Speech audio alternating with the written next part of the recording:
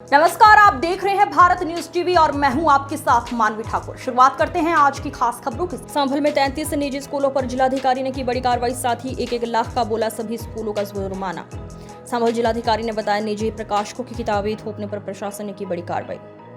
आपको बता दें, संभल जनपद में जिलाधिकारी डॉक्टर राजेंद्र पैंसिया ने निजी स्कूलों की मनमानी पर बड़ी कार्रवाई करते हुए 33 स्कूलों पर 1-1 लाख रुपए का जुर्माना लगाया है। ये दंड स्कूलों द्वारा निजी प्रकाशकों की किताबें छात्रों पर थोपने और विशेष दुकानों से ही खरीदने के लिए मजबूर करने के मामले में लगाया गया है। जिलाधिकारी ने बताया, सीबीएसई और आईसीएसई से संबंध स्कूलों में उपयोग हो रही पुस्तकों की जांच कराई गई थी। जांच में सामने आया 33 निजी स्कूल बोर्ड द्वारा अनुशंसित पुस्तकों की बजाय निजी प्रकाशकों की महंगी किताबें छात्रों को पढ़ा रही थी। इसके साथ ही छात्रों और अभिभावकों पर दबाव डाला जा रहा था कि वे किताबें केवल कुछ विशेष दुकानों से ही खरीदें।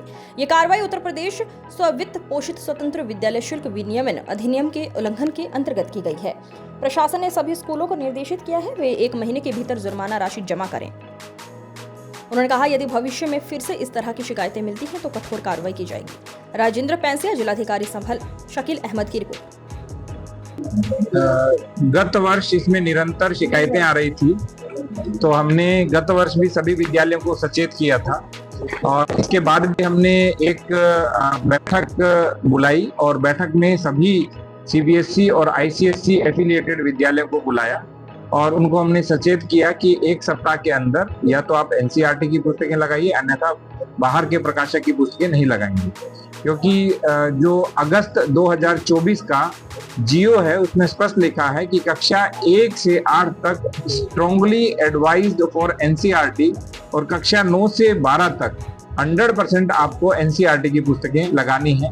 लेकिन उसके बाद भी निजी प्रकाशकों की कहीं कहीं 1 और कहीं कहीं 2 मूल पुस्तकों के रूप में और संदर्भ पुस्तकों के रूप में बहुत सारी पुस्तकें लगाई जा रही थी। तो हमने 12 अप्रैल 2025 को सभी अधिकारियों को सभी विद्यालयों में भेजा और 17 अप्रैल 2025 को जो जिला शुल्क नियामक समिति है, जिसको डिस्ट्रिक्ट फी रेगुलेटरी कमेटी बोलते हैं, डीएफआरसी संभल, उनके द्वारा इसका परीक्षण किया गया। परीक्षण के बाद कुल 34 में से 31 विद्यालयों का पाया गया कि वे या तो चिन्हित बुक सेलर से पाठ्य पुस्तकें क्रय कर रहे हैं या कहीं अपने ही कैंपस के अंदर बुक स्टोर उन्होंने बना रखा है। तो इसलिए हमने जो उत्तर प्रदेश स्ववित्त पोषित स्वतंत्र विद्यालय शुल्क विनियमन अधिनियम 2018 के अध्याय 2 की धारा 8 की उपधारा 10 क के अंतर्गत किसी भी विद्यालय के द्वारा ऐसा पाया जाने पर प्रथम चरण में रुपए 1 लाख का अर्थदंड का प्रावधान है, दूसरे चरण में रुपए 5 लाख के दंड का प्रावधान है और तीसरे चरण में उनकी मान्यता भी रद्द हो सकती है। उसके अतिरिक्त बहुत से विद्यालयों के द्वारा अतिरिक्त शुल्क भी लिया जा रहा है, क्योंकि नियम ये है कि प्रत्येक वर्ष 5% जिसमें महंगाई भत्ता के साथ वो फ्लक्चुएट होगा, तो उससे अधिक फी नहीं बढ़ा सकते हैं। तो हमने दूसरी बार बोला है कि सभी विद्यालय अपनी फी रेगुलेट कर लें, क्योंकि पहले हमने बैठक ली, सबसे बात की, उसके बाद भी जब लोगों ने किया उसके बाद हमने अर्थदंड लगाया। अब दूसरी बार भी हमने कहा है कि यदि आप सारी चीजें रेगुलेट नहीं करेंगे अकॉर्डिंग टू गवर्नमेंट ऑर्डर, और पेरेंट्स भी चाहते हैं क्योंकि पेरेंट्स के लिए शिक्षा बहुत महंगी होती जा रही है, इसलिए हमने उनको कहा यदि दूसरी बार भी नहीं माने तो फिर हम 5-5 लाख रुपए अर्थदंड उसमें लगाएंगे। देखिए, सभी विद्यालयों की हमने फी स्ट्रक्चर भी लिया है। 2022 से लेकर के 25 तक हर वर्ष कितनी वृद्धि हुई है, वो ऐसा नहीं है कि हमने केवल विद्यालयों से लिया है, वो हमने अभिभावकों से भी लिया है, व्यक्तिगत रूप से 2 से 3 अभिभावकों से बात करके।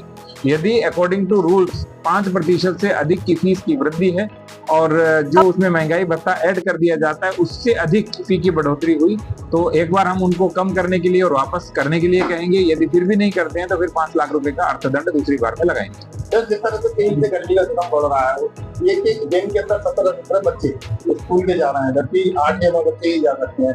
क्लास में एसी की फीस ले रहे हैं मगर सिर्फ पंखे चल रहे हैं सोलर पैनल से, तो वो भी लिंक हुए। बच्चों की शिकायत अभिभावक करते हैं आके कि साहब गर्मी में बुरा हाल है, बच्चे का तबियत भी खराब होती है, कोई जांच नहीं मंगा हो जाए और एक होने का दावा करते हैं, पंखे बच्चों को बैठा। विद्यालयों की जांच हम आरटीओ के माध्यम से और हमारे ट्रैफिक पुलिस के माध्यम से और इसके साथ साथ डीआईएस के माध्यम से और बेसिक के जितने भी एबीएसए और बीएसए हैं उनके माध्यम से कराएंगे। दूसरी बात, ग्रीष्म काल को देखते हुए हमने जो विद्यालय का समय है वो 1 घंटा कम किया है, वो आपको संज्ञान में होगा। सुबह आधा घंटे पहले किया है और दोपहर में 1 घंटा कम किया है। तो बच्चे 7:30 से लेकर के 12:30 तक ही रहते हैं, ताकि ग्रीष्म काल का दुष्प्रभाव बच्चों पर न पड़े।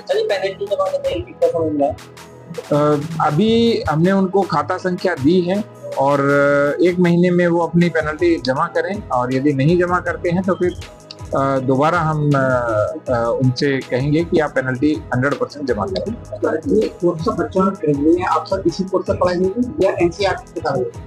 देखिए, स्पष्ट नियम है शासन का। मैंने आपको अगस्त 2024 के सीबीएसई के जियो के बारे में बताया है, उस जियो में भी प्रोविजन है। हम साधारण, क्योंकि एनसीईआरटी की पुस्तकों की विशेषता है वो सस्ती होती है, और सस्ती पर से अभिभावकों के ऊपर पढ़ाई का आर्थिक बोझ नहीं पड़ता है, इसलिए हम इस पे जोर दे रहे हैं, और साथ में शासन का भी स्पष्ट निर्देश और आदेश है।